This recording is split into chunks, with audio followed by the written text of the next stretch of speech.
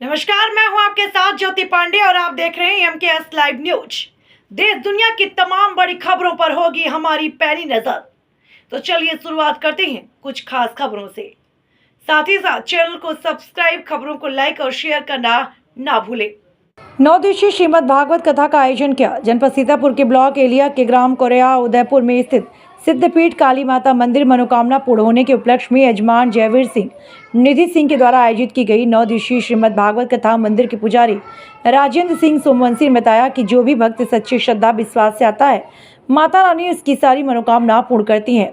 श्रीमद् भागवत कथा में पधारे राष्ट्र प्रहरी पवनेश जी महाराज अंतर्राष्ट्रीय कथा व्यास संस्थापक राष्ट्रीय अध्यक्ष भारतीय हिंदू परिषद के द्वारा कथा के 7वें दिवस में श्रीमद् भागवत के 10वें स्कंद के अंतर्गत श्री कृष्ण जन्मोत्सव की कथा सुनाई और बताया कि मथुरा के राजा उग्रसेन अपनी प्रजा का बहुत ख्याल रखते थे। उनके राज्य में सिंह और बकरी एक घाट पर पानी पीते थे। उग्रसेन का पुत्र कंस जो एक दिन अपने पिता को जेल में डालकर खुद राज सिंहासन पर बैठ गया, फिर क्या था, उसने अत्याचार करना प्रारंभ कर दिया। इस तरीके से उन्होंने पूरी कथा को बड़े ही मधुर वाणी में सभी को सुनाया और सभी मंत्रमुग्ध हो गए। पूरी कथा सुनकर वहाँ बैठे भक्त भाव विभोर हो गए।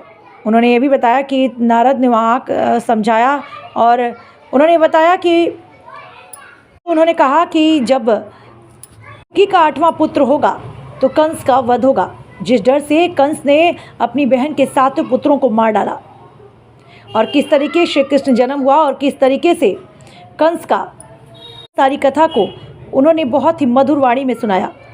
वहाँ बैठे हुए श्रोतागण मंत्रमुग्ध हो गए। मेरे लिए ठीक नहीं है। महाराज उग्रसेन की आंखों से आंसू आ गए, रोने लगे।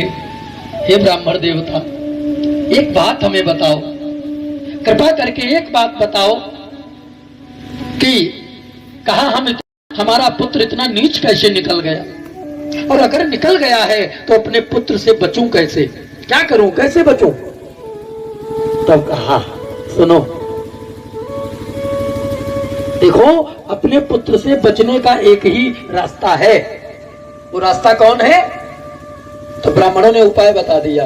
अपने पुत्र को बचपन में ही लती पत्रा में लपेट करके यमुना जी में बहा दो। अरे कम से कम कोई पाल लेगा